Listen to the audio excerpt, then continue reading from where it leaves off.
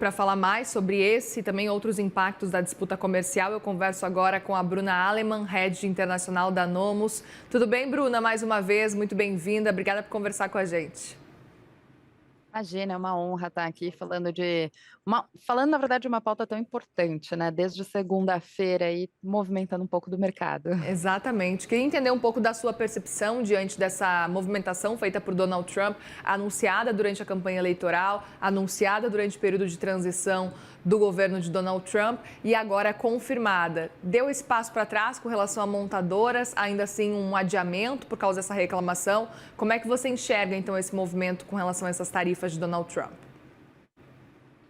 Na verdade, a regra é bem clara, né? O presidente ele não consegue fazer tudo sozinho, ele não consegue tomar determinadas iniciativas e todas as iniciativas do Donald Trump, então desde a época que se conversava muito sobre Trump, Kamala, quais iriam ser as políticas econômicas, as políticas monetárias, enfim, todo o desenho que ele estava ali, principalmente no desafio que ele está pegando os Estados Unidos hoje, extremamente endividado, com uma inflação um pouco mais resiliente, ele tem um desafio um pouquinho maior.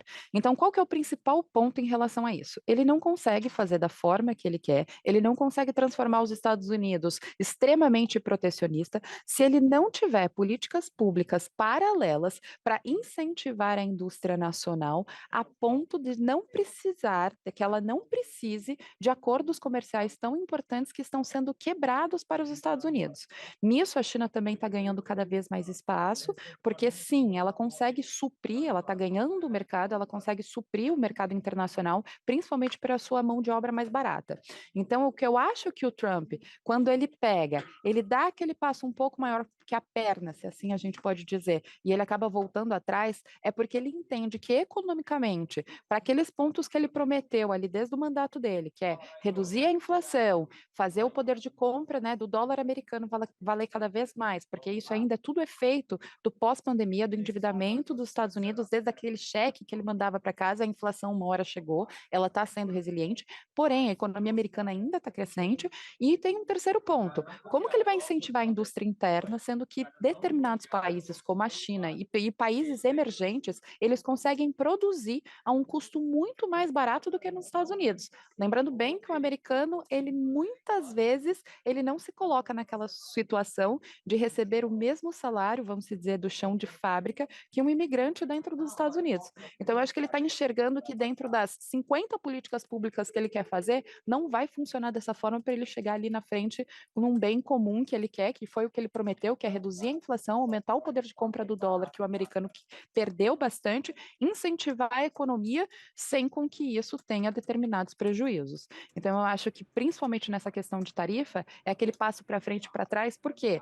Porque ele não consegue. De onde ele vai pegar e surgir uma indústria, por exemplo, comentou do automobilístico? Como que ele vai conseguir, desde aquele pequeno prego até ali aquela questão final, como que ele vai desenvolver isso em menos de 4 anos? Eu acho que é aí que ele está começando a perceber que nem tudo pode ser da forma que ele quer.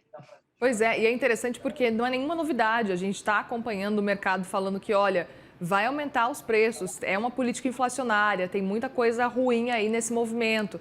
Mas, ao mesmo tempo, esse movimento ainda assim, ele acontece, porque existiu essa promessa. Eu queria entender se na sua avaliação, esse America First do Donald Trump está dando errado essa coisa de olhar para dentro, olhar e focar, no caso, nessas políticas nesse sentido, porque se a gente for levar em consideração, os levantamentos mostram, se a gente for olhar, que a última vez que as tarifas chegaram nesse nível foi nos anos 40, então seria regredir a anos atrás. Queria entender a sua avaliação com relação a esse cenário, principalmente pensando do ponto de vista se na sua avaliação faz mais sentido político do que econômico fazer esse movimento ou se nem político faz. Bom, nós estamos enxergando que nem política faz, né? Que tem mais um ponto importante que é a opinião pública. É. Então, o Trump, ele sabe que os Estados Unidos funciona muito diante da opinião pública. Vamos pegar o caso da Ucrânia, por exemplo. Quando teve aí o fatídico problema recente entre ele e o Zelensky, ele começou a perceber o quanto o americano é muito a favor da Ucrânia e isso poderia pesar negativamente. Tanto que passamos a madrugada escutando e a cereja do bolo que ele colocou, até para trazer a opinião pública, que já estava um pouco ali diversa dentro desses 45, 46 primeiros dias dele, ele viu a importância dele não tomar determinadas decisões sem com que o público ande, o americano ande do lado dele. Então, assim, sim, o americano está começando a perceber que tudo que ele está fazendo, principalmente entrando em talvez algumas guerras comerciais, como no Canadá, afeta diretamente o bolso. Se nós vermos o Canadá, principalmente Canadá e México, afeta o supermercado, afeta um Walmart, afeta um Target, que vai diretamente para o bolso do americano. Então, isso daí, esse efeito, muito mais do que um carro, que a gente está falando de um bem de consumo que nem todo mundo necessariamente precisa ter, nós estamos falando do alimento, das necessidades básicas do americano.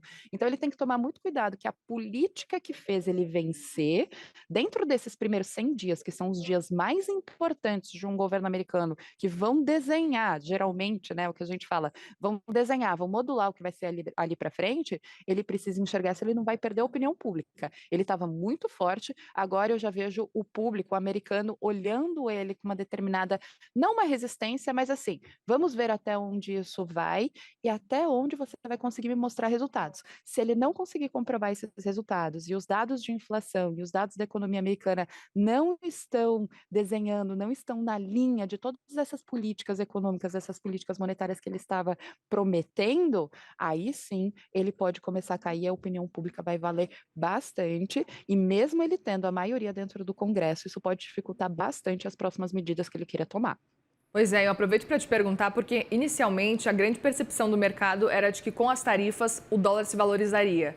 O que, no fim das contas, não aconteceu, né? Foi o oposto. A gente viu as tarifas fizeram com que o dólar despencasse. Até já eu abro o DXY para a gente olhar aqui e atualizar juntos esse cenário que a gente viu que ontem, por exemplo, caiu mais de 1%, fazia tempo que não tinha uma desvalorização tão grande, desde 2022, nesse caso. E, para além disso, a gente teve também o dólar aqui, né, na comparação com o real, caindo bastante também. Até agora, nesse momento, está caindo 0,43%. Enfim, já caiu ontem, no caso, mais de 1%. Queria te ouvir sobre essa movimentação do dólar e o que esperar daqui para frente. Sei que pensar no dólar, enfim, tudo pode acontecer, qualquer fala de Donald Trump pode movimentar esse cenário, mas a partir do que a gente está vendo por enquanto, Bruna? Olha, é triste de pensar isso, mas ao mesmo tempo é muito lógico. Ele achou que fosse fortalecer muito, mas dentro dessas políticas desenhadas dele, nós teríamos que pensar num cenário ideal onde os Estados Unidos produzem o que precisa, ele vai, por mais que tenha tarifas, ele colocou tarifas para N países, ele teria que fazer novos acordos comerciais para que ele pudesse exportar, porque tudo que ele produzir, ele vai consumir ali dentro, só o americano vai ter dinheiro e ele não precisa do mundo inteiro. É um pouco irracional se nós pensarmos dessa forma, porque toda essa tarifa, toda essa tarifação que ele está colocando, isso daí afeta diretamente os Estados Unidos, porque as pessoas vão começar olhando, e inclusive, né, a reportagem anterior estava comentando sobre isso. Poxa, nós estamos começando a olhar, lógico, de uma forma muito pequena, mas que a China tem talvez um pouco mais de credibilidade em acordos comerciais do que os Estados Unidos, ele não pode colocar isso em jogo. Então, isso é muito perigoso. Isso vai acabar não fortalecendo tanto o dólar. Eu ainda continuo, logicamente, trabalho com o mercado internacional. Eu acho que o dólar, ele ainda é o porto seguro. Ele vai continuar durante muitos anos ainda a ser o porto seguro da grande maioria de todos os países. Ainda é a reserva de muitos países, de muitas nações no mundo inteiro, mas até mesmo o Donald Trump, ele está fortalecendo, por exemplo, as criptomoedas, transformando ali a sua reserva também um pouco diferenciada e também querendo ganhar, querendo lucrar aí com isso, porque fortalecendo para ele também é muito bom, ao mesmo tempo que ele tem que tomar cuidado com essas políticas, porque era visível que isso ia acabar não fortalecendo muito o dólar. E isso também estava claro, que o dólar também ia recuar, se nós víssemos que o SP500, por exemplo, já tinha aí um ganho de aproximadamente 3 trilhões de dólares desde quando o Donald Trump tomou posse, e isso já foi perdido só com essas movimentações, só com essas falas e os discursos e as tarifações que ele tem colocado. Então, assim, não está ajudando, se nós olhássemos, né? Apesar que, se você olhar para o lado positivo, a gente sabe que os Estados Unidos ainda é uma grande potência, talvez seja a hora de aproveitar para investir. Então, ao invés da gente se preocupar até onde vai o dólar, se vai descer muito, aproveitar a oportunidade ali de investimento, porque são nessas horas de instabilidade que o bom investidor começa a pegar boas oportunidades. Eu vou perguntar justamente com relação a esse assunto para você, que dica que você dá para quem está de olho nessa movimentação sobre investimentos diante diante dessa grande volatilidade, essa incerteza que o governo Donald Trump está trazendo? Bom, vou pegar um dos maiores investidores do mundo, né, o Warren Buffett, ele nunca esteve com um caixa tão grande, vendeu muitas posições de empresa, até parece que estava prevendo que grande parte disso poderia acontecer com algumas decisões que o Trump poderia tomar. Não só o Trump, mas também como a economia americana também se estava desenhando para aí. Então, a dica, vamos dizer, que eu dou, a orientação que eu posso dar para você, que é enquanto todo mundo está com medo, geralmente são as melhores oportunidades de investimento. Isso é muito desenhado no ciclo econômico mesmo, o ciclo da Bolsa de Valores. Então, dentro dessa instabilidade, procurar empresas interessantes que caíram num determinado momento, ou fazer caixa, fazer aquela sua reserva de oportunidade em produtos de renda fixa em dólar, por exemplo, para você já estar dolarizado, aproveitar que o dólar baixou um pouco, você pegar e transformar aquele um pouco mais dos seus reais em dólar, porque acaba sendo uma moeda ainda muito forte, e também olhando outros mercados alternativos como as criptomoedas, hoje são oportunidades muito interessantes que você pode olhar, faça o seu caixa, daqui a pouco caindo talvez até um pouco mais, vão ter mais oportunidades, mas esses índices que caíram, principalmente, por exemplo, do SP500, quando ele cai, é oportunidade para você comprar, para que você venda ele muito mais caro ali no futuro. Então, essa é a regra máxima. Todo mundo com medo, provavelmente é a hora que você pode investir.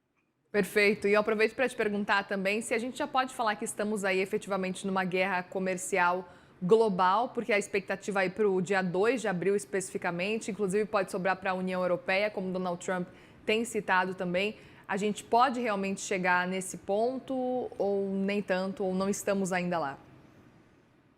Espero que não. Acho que ainda não estamos, acho que muitas decisões vão ser tomadas. A instabilidade do Trump, ela também não consegue trazer essa determinada previsibilidade, e também muitos analistas, eu tenho visto muitas reportagens, acompanhado muito a mídia americana, que está mais do que 24, se a gente pudesse falar ali, está imersivo dentro de tudo que está sendo movimentado, como os mercados estão se movimentando. Eu acho que todo mundo que está em volta tende a evitar essa guerra comercial. Não seria bom, nesse exato momento, nós termos qualquer tipo de guerra comercial mundial. E outra, tendo essa guerra comercial efetiva, a gente pode, dependendo do posicionamento dos Estados Unidos, pode mudar, inclusive, a ordem mundial dessas negociações de comércio, né? Mas eu acho que ainda é muito cedo para falar que isso efetivamente vai acontecer. Nós vamos ter que esperar um final de semana atrás do outro, porque geralmente o Trump ele conversa de final de semana para deixar todo mundo sem sono e movimentar o mercado na segunda-feira. Exatamente. Bruna Aleman, Head Internacional da Nomos, muitíssimo obrigada, viu, pela presença, pela participação aqui com a gente. Volte sempre. Imagina, muito obrigada a vocês.